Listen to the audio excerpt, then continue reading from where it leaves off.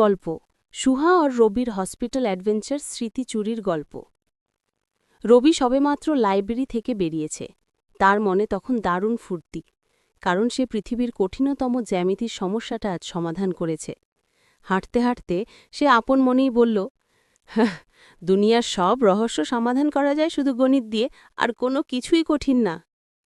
এই খুশিতে সে ঠিক করল লাইব্রেরিতে গিয়ে সুহাকে তার বিজয় দেখাবে। ঠিক তখনই তার চোখ গেল বট গাছের উঁচু ডালে ঝুলে থাকা টকটকে সোনালি একটা পাকা পেঁপের দিকে। রবি মনে মনে বলল, আহা, রহিম চাচা বলেছিলেন যে পণ্ডিতের অভিশাপ ভাঙবে সেই সবচেয়ে পাকা পেঁপেটা খেতে পারে। আমি তো অভিশাপ ভাঙিয়েছি, সুতরাং এই পেঁপেটা আমার। সঙ্গে সঙ্গে রবির গণিতবিদের মাথাটা চালু হয়ে গেল। সে হাঁসপাশ থেকে একটা লম্বা বাঁশ জোগাড় করল।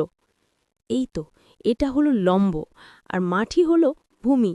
বাঁশটা ঠিক ৩০ ডিগ্রি কোণে ধরলে পেঁপেটা ঠিক আমার হাতে এসে পড়বে। নিখুঁত জ্যামিতি। বাঁশটা যেই সে পেঁপেটার দিকে তাক করলেও অমনি সূর্যের আলোয় তার নিজের ছায়াটা কেমন যেন বেঁকে গেল। তার মনে পড়ে গেল পুরনো অ্যাডভেঞ্চারের কথা। ছায়া ৩ বার বাঁক নেয়। রুবি ঘাবড়ে গিয়ে ফিসফিস করে বলল, ওরে বাবা, ছায়া আবার বেঁকে গেল কেন? নিশ্চয়ই কোনো ভূত আমাকে গণিতে ভুল করিয়ে দিতে চাইছে। সে দ্রুত কোণ পরিবর্তন করতে গেল। ঠিক সেই মুহূর্তে কোথা থেকে যেন অলস দাদু তার দোলনাসহ হেঁটে এলেন। দাদু চোখ না খুলেই বললেন, আরে বাবা, কিসের এত ছোটাছুটি? বাঁশটা তো সোজা করে ধরতে পারিস। এইটুকু কোণ তো সামান্য, ওতে পেঁপে তো পড়বেই না, উল্টে।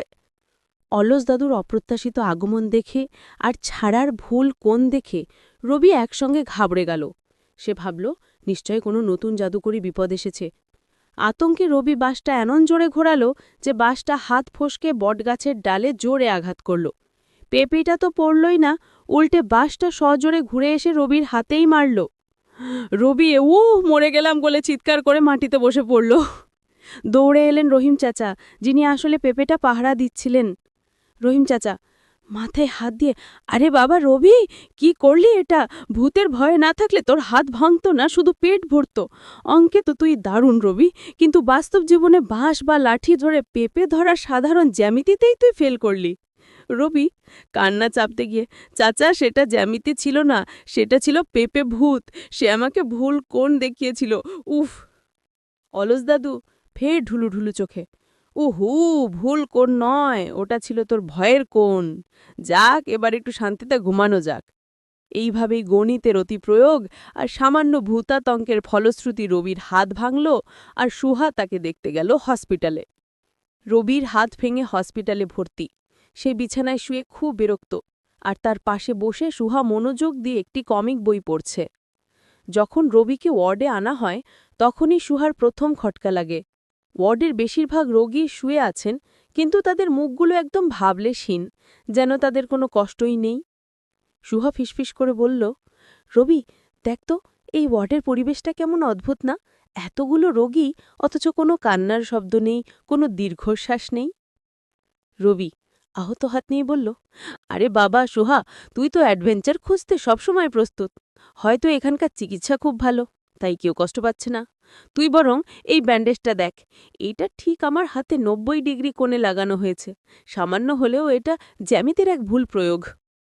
ঠিক সেই সময় ডক্টর অয়ন ওয়ার্ডে এলেন। তিনি রবির হাত দেখে হেসে বললেন, বাহ, তুমি তো খুব দ্রুত ভালো হয়ে উঠছ।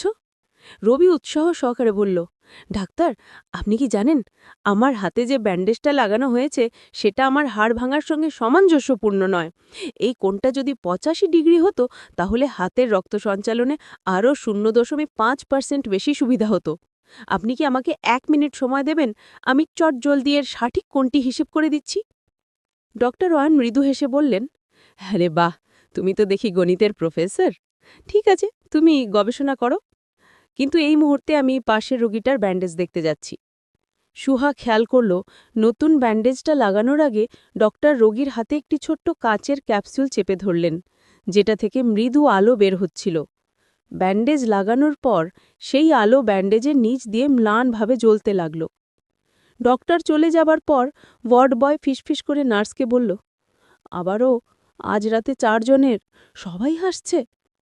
শব্দটা শুনে সুহা মনোযোগ দিয়ে দেখল পাশের রোগীটি ঘুমাচ্ছে, কিন্তু তার মুখে হাসি লেগে আছে। তার ব্যান্ডেজের নিচ থেকে মৃদু সাদা আলো বেরোচ্ছে। রবি আলোকময়ী ব্যান্ডেজ দেখে বলল, সুহা, দেখ, এইবার তোর অ্যাডভেঞ্চার তত্ত্ব সত্য হলো। এটা শুধু জ্যামিতি নয়, মনে হচ্ছে তার জাদুকরি গণিত। কিন্তু এই আলো কেন? সুহা চোখ ছুতো করে বলল, আমি জানতাম এখানে কিছু একটা গোলমাল আছে। সাধারণ হাসপাতালে এমন নীরব শান্তি থাকতে পারে না। এই আলো আর এই নীরব হাসির পেছনে কোনো রহস্য আছে রবি, আমাদের খুঁজে দেখতে হবে। সুহা রবির হাতে লাগানো ব্যান্ডেজটি পরীক্ষা করে দেখল। সেখানে একটি ছোট্ট কাঁচের ক্যাপসুল রয়েছে, যা থেকে আলো বেরোচ্ছে। রবি মনে করতে পারল ডক্টর যেন বলছিলেন তিনি পুরনো যন্ত্রণা মুছে দিচ্ছেন। সুহা একটি বাতিল গ্লাভসের ভেতর থেকে একটি ফাঁজ করা কাগজ পেল। তাতে একটি অদ্ভুত প্রতীক আর একটি সময় লেখা, রাত 2:15। তখনই ঝাড়ুদার সেজে থাকা রহিম চাচা ফিসফিস করে বললেন, 2:15? ওটা হলো হাসপাতালের সবচেয়ে পুরনো এক্স-রে রুমের ভয়েস বক্সের সময়। সুহা ক্যাপসুলের আলোয় চিরকুট ধরতেই বার্তা ভেসে উঠল, যন্ত্রণা কুড়ে খায়, আলোতে মুক্তি, সঠিক যন্ত্রে স্থাপন করো। রবি তার ঘড়ি দেখল 2:15 প্রায় বাজে। সুহা দ্রুত ক্যাপসুলটি বের করে নিল। 3 জন সাবধানে এক্স-রে রুমের দিকে এগোচ্ছে। ঠিক 2:15 এক্স-রে মেশিনের ডিসপ্লে স্ক্রিনে সেই অদ্ভুত প্রতীকটি ভেসে উঠল। সুহা দ্রুত ক্যাপসুলটি এক্স-রে মেশিনের স্লটে ঢুকিয়ে দিল। মেশিনটি বিকট শব্দ করে রঙিন আলো নির্গত করল এবং সমস্ত রোগীর ব্যান্ডেজের আলো নিভে গেল। মেশিনটি শান্ত হবার সঙ্গে সঙ্গে ডক্টর অয়ন রুমে এলেন। ডক্টর অয়ন বিস্মিত হয়ে বললেন, তোমরা এটা কি করলে? এই ক্যাপসুলগুলো তো শুধু রোগীদের যন্ত্রণা ডিলিট করার কথা ছিল, কিন্তু ডিলিট তো হচ্ছিল না ডক্টর। কে এই ক্যাপসুলগুলো লাগিয়েছিল? ডক্টর অয়ন দুঃখের সঙ্গে বললেন, এই ক্যাপসুলগুলো তৈরি করেছিলেন আমার বড় ভাই ডক্টর রিশান। সে রোগীদের যন্ত্রণা ডিলিট না করে একটি স্মৃতি পাওয়ার ব্যাংকে জমা করছিল। ডক্টর রিশান সেই শক্তি দিয়ে একটি ব্যক্তিগত ডিভাইস তৈরি করতে চেয়েছিলেন। ঠিক সেই মুহূর্তে রহিম চাচা আন্ধারে ইঙ্গিত করে বললেন, ওই দেখুন, স্মৃতিচোর পালাচ্ছে। ডক্টর ঈশান ল্যাব কোট পরে হাতে একটি ছোট স্মৃতি ডিভাইস নিয়ে পালানোর চেষ্টা করছিলেন। রবি তার ভাঙা হাত নিয়েও সাহসিকতার সঙ্গে পা দিয়ে ডক্টর ঈশানকে ধাক্কা মেরে ফেলে দিল। রবি চিৎকার করে বলল, গণিতের হিসাবে দুষ্ট লোকের পতন অনিবার্য। স্মৃতি ডিভাইসটি মেঝেতে পড়ে ভেঙে গেল আর শোষিত কষ্টের স্মৃতিগুলো তীব্র রঙিন আলোয় ছড়িয়ে পড়ল।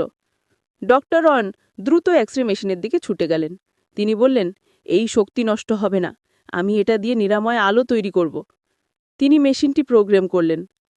ডক্টর রিশান ব্যর্থ হয়ে মেঝেতে বসে পড়লেন। ডক্টর অয়ন রাগীচ্ছরে বললেন, রিশান, তুমি এই বিজ্ঞানের আবিষ্কারকে তোমার ব্যক্তিগত স্বার্থে ব্যবহার করতে চেয়েছিলে। এই কষ্টগুলো রোগীদের বিশ্বাস ছিল। রহিম চাচা আক্ষেপ করে বললেন, ছি ডাক্তার, আমি তো শুধু পেঁপে চুরি করতাম, তাও পেটের দায়, আর আপনি মানুষের মনের কষ্ট চুরি করছিলেন। এটা তো ভূতের চেয়েও খারাপ কাজ। সুহা শান্ত কিন্তু দৃঢ় স্বরে ডক্টর রিশানের দিকে তাকিয়ে বলল, ডক্টর রিশান, আসল শক্তি তো অন্যকে কষ্ট দিয়ে জমা করা তথ্যের মধ্যে থাকে না। আসল শক্তি থাকে নিজের ভুল শুধরে অন্যকে সাহায্য করার ইচ্ছার মধ্যে। আপনার এই ভুল শুধু অনৈতিক নয়, অমানবিক ছিল। ডক্টর ঈশান তার ভুল বুঝতে পেরে মাথা নিচু করলেন। ডক্টর অয়ন তখন কর্তব্যরত প্রহরীর হাতে ডক্টর ঈশানকে তুলে দিলেন। ডক্টর অয়ন শোষিত শক্তিকে মেশিন দিয়ে একটি বিশেষ নিরাময় প্যানেলে চালিত করলেন। হাসপাতালটি এখন শান্ত আর নিরাময়ের সোনালি আলোয় ভরা। সুহা, রবি আর রহিম চাচা হাসি মুখে ডক্টরের দিকে তাকিয়ে। রবি তার ভাঙা হাত দেখাচ্ছে, কিন্তু সে খুব খুশি। তারা সফলভাবে গ্রামের হাসপাতালকে আরও একটু বড় বিপদ থেকে বাঁচিয়েছে।